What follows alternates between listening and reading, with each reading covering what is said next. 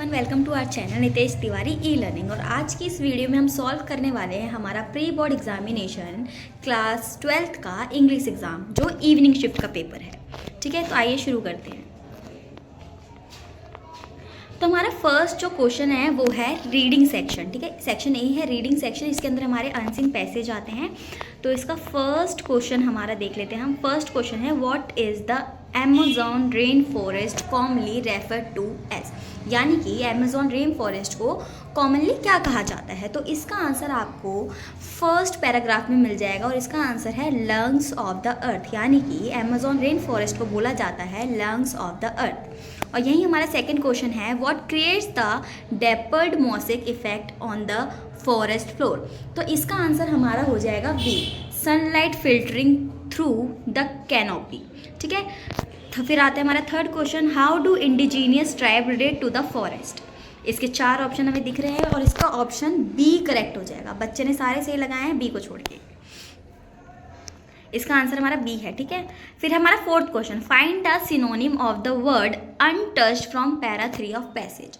और इसका सिनोनिम हो जाएगा हमारा प्रिस्टाइन। ठीक है, आपने यहाँ देखा होगा थर्ड पैराग्राफ की सेकंड लाइन में लास्ट वर्ड है प्रिस्टाइन, और इसका मतलब ये होता है कि किसी का भी ना छुआ हुआ, अच्छा। ठीक है, तो इसलिए वो अनटच्ड का सिनोनिम हो जाएगा। फिर हमारा फिफ्थ क्वेश्चन आता है what does the passage suggest about the future of rain forest, यानी कि जो हमारा फ्यूचर है रेन फॉरेस्ट का उसके बारे में वो क्या सजेस्ट करते हैं।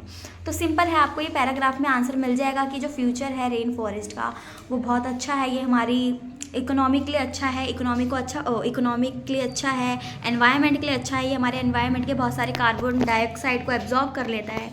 ठीक है, फिर आता है हमारा sixth question, what role do fireflies play in the evening atmosphere of the rain forest. इसका ऑप्शन हमारा करेक्ट हो जाएगा C, they illuminate the darkness. ठीक है, फिर आता है हमारा फायर फ्लाइज क्या होती है। फायर फ्लाइज जुगनू को बोला जाता है। ठीक है, तो वो क्या करती हैं, डार्कनेस को कम करती है ना, तो बस वही।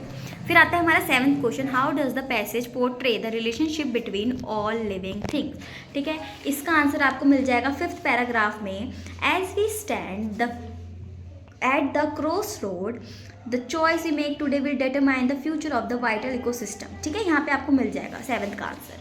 यहाँ से the Amazon rain forest with its rich biodiversity culture significance से लेकर ऑल लिविंग थिंग्स तक। ठीक है, देन आता है हमारा 8th question, describe the sensory experience what mind encounter while exploring the Amazon rain forest on sounds and smell. तो आप इससे पूछा गया है कि आपके कौन से एक्सपीरियंस को वो साउंड और स्मेल से कर सकते हैं। तो आपको इसको मिल जाएगा पैराग्राफ फर्स्ट में, आपका है second last line, the sweet scent of damp earth and blooming flowers mingles with the rich aroma of decay.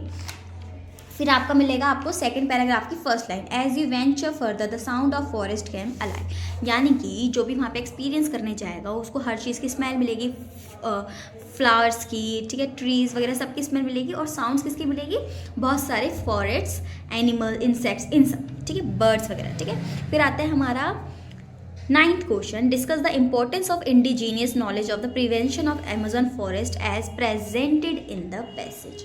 अब इसमें पूछा है कि पैसेज के हिसाब से क्या हो सकता है। तो थर्ड पैराग्राफ में आपको इसका आंसर मिल जाएगा, the stories of indigenous tribes who have lived in harmony with the forest for century resonate in the air their ancestral knowledge a vital link of preservation of the ecosystem.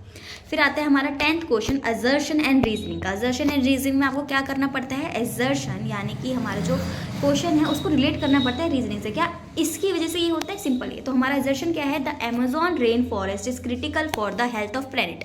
क्या Amazon rain forest हमारी planet की health के लिए बेकार है? नहीं। फिर आता है हमारा reasoning, it vast diversity and the role it plays in carbon absorption regulate the earth climate. ठीक है, इसमें पूछा गया है कि अर्थ क्लाइमेट में ये होता है, तो इसका आंसर हो जाएगा हमारा सी, असर्शन गलत है और रीजनिंग हमारी सही है। फिर आता है हमारा सेकंड पैसेज। ठीक है, सेकंड पैसेज भी आपने देखा होगा। सेकंड पैसेज के हम क्वेश्चन पे जाते हैं सीधे। तो हमारा फर्स्ट क्वेश्चन है, select the option that correctly mention the largest share of land use. Largest of share of land कहाँ यूज होता है। अब बच्चे कंफ्यूज हो जाएंगे डायग्राम में, जैसे कि हमने डायग्राम देखा। अब डायग्राम में हमारा वेस्ट लैंड आ रहा है, ठीक है, वेस्ट लैंड आ रहा है हमारा। अब आपको देखना है कि उसमें पूछा क्या क्या है। उसमें पूछा गया है कि largest use of land, share पूछा गया है, यानी कि परसेंटेज पूछी गई है।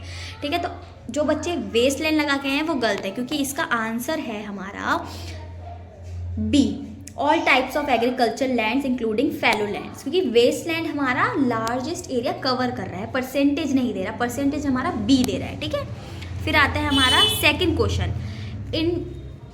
Infer which land has the potential of being tapped for agriculture purpose. इसका आंसर हो जाएगा हमारा सी, कल्टिवेबल वेस्ट लैंड। फिर आता है हमारा third question, complete the following statement in appropriate although area under agriculture in the India is among the highest in large and medium sized countries in the world that per capita arable land in area is lower than the world's average। इसमें पूछा गया कि world average से कितना lower है हमारा है 0.16 hectares, और जो वर्ल्ड का है वो है 0.24 हेक्टर्स। ठीक है, फिर आता है हमारा question number 4, why do you think ignoring the ecological dimension of land use can have disastrous consequences.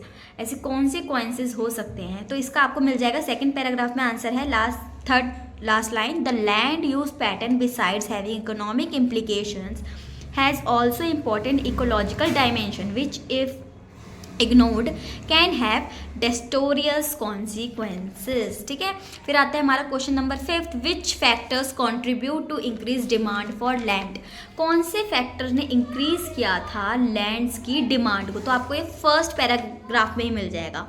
At the same time, the demand for land for various comparative purpose is continuously increasing with the increase in human population and economic growth। जैसे जैसे human population और economy की growth होती जा रही थी, वैसे ही land की मांग भी बढ़ती जा रही थी। फिर आता है हमारा 7th question, identify a farmer who own a piece of agriculture land for plantation based on the statement. तो इसका आंसर हो जाएगा हमारा डी, क्योंकि इसमें उन्होंने क्लियरली बोला गया है कि मेरी इनकम जो पिछले साल हुई थी बनाना से वो इस साल ज़्यादा हुई है। ठीक है, और बाकी अगर आप देखो तो पहला है हमारा, what can I do, half of my land is actually forest scrubbed which I can not cut down. ये तो हो ही नहीं सकता, क्योंकि आधा उसका लैंड फॉरेस्ट में है तो वो काट ही नहीं सकता, तो वो कैसे बनाएगा। Nothing ever has grown in my land and I am afraid nothing will ever. ऐसा नहीं हो सकता फार्मर के लैंड में कुछ ग्रो ही ना करे। I have been stuck in the vicious circle of rice and wheat only year after year वो सिर्फ राइस वीट उगाता रहता है। ऐसा करना मुश्किल है। वैसे सी और डी में से आपका डी ऑप्शन ही करेक्ट है। अब आता है find the synonym of word limited from para 1। Limited का पैरा 1 में से जो वर्ड है वो है स्कार्स। स्कार्स का मतलब होता है कम या कम मात्रा में। ठीक है, तो वो लिमिटेड का क्या हो गया, सिनोनिम। सिनोनिम मतलब होता है एक जैसा वर्ड। फिर आता है हमारा सेक्शन बी, वो आपका अच्छा ही गया होगा ग्रामर सेक्शन, मैं होप करती हूँ अच्छा ही जाए। फिर हम आते हैं हमारे सेक्शन सी पर, यानी कि लिटरेचर वाले सेक्शन पर। ठीक है, लिटरेचर वाले सेक्शन पे हम आएंगे और लिटरेचर का सबसे पहला हमारा है read the extract given below and answer the question that follow. ठीक है, तो हमारा फर्स्ट क्वेश्चन है, यहाँ पे आपको पैसेज पढ़ना है। ठीक है, we have imagine for the mighty dead all lovely tales that we have heard or read an endless fountain of immortal drink pouring unto us from the heaven spring। इसका first question है complete the sentence appropriate the phrase immortal drink refers to heaven spring। ठीक है, किस पे refer करता है वो, heaven spring पे, यानी कि heaven पे लेके जाता है वो। सेकंड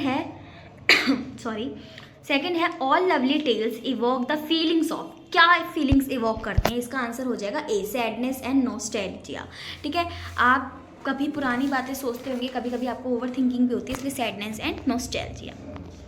फिर आता है the rhyme scheme of above extract is A B B, A B, triple A B, A triple B. ठीक है, इसका आंसर हमारा हो जाएगा ए बी। कैसे, अभी बताते हैं।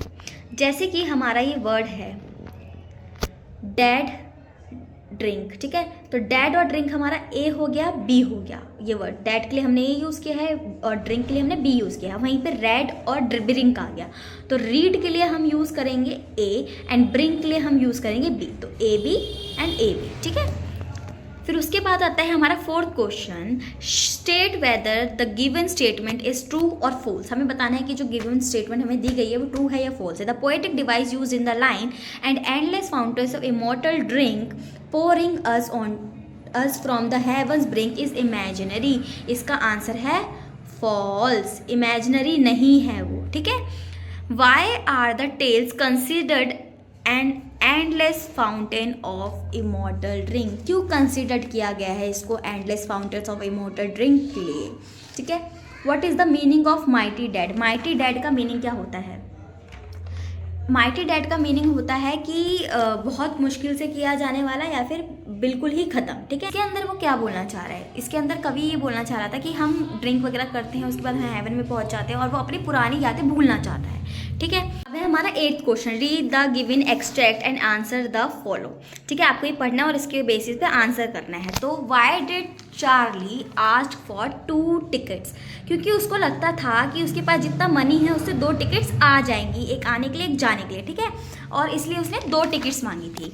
Complete the sentence by choosing the correct option. When Charlie offered money to the booking clerk the latter started the Charlie because the booking clerk thought it wasn't money. इसका option हो जाएगा ए। ऐसा क्यों?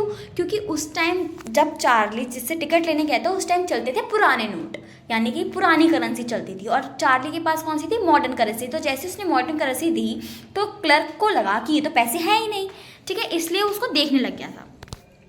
Why was Charlie's money not acceptable. Charlie का money acceptable क्यों नहीं था? क्योंकि it was modern style of currency, क्योंकि ये नए ज़माने के पैसे थे। What was notable about the currency that the clerk had in his drawer. जो क्लर्क के पास मनी था वो कैसे आप उसको डिफाइन कर सकते हो? तो आपको मिल जाएगा 2nd पैराग्राफ में, the money was old style bills half again as big as the money we use nowadays looking different, ठीक है। डिफरेंट लुक का था, हमसे बड़ा था, हम जो करेंसी यूज़ कर रहे हैं उससे बड़ा था और ओल्ड लुकिंग था, ठीक है। अब आते हैं हमारा next question, read 9th question, read the given extract and answer the following. Same, select the option that completes the given sentence appropriately. Stages of worldly experience in the given context would refer to. किस पे refer करता है? इसका answer है good education to gain knowledge, ठीक है। आप passage पढ़ना उसके अंदर आपको ही मिल जाएगा। स्टेजेस वर्डली ऑफ एक्सपीरियंस किसको रेफर करता है? Good education to gain knowledge. फिर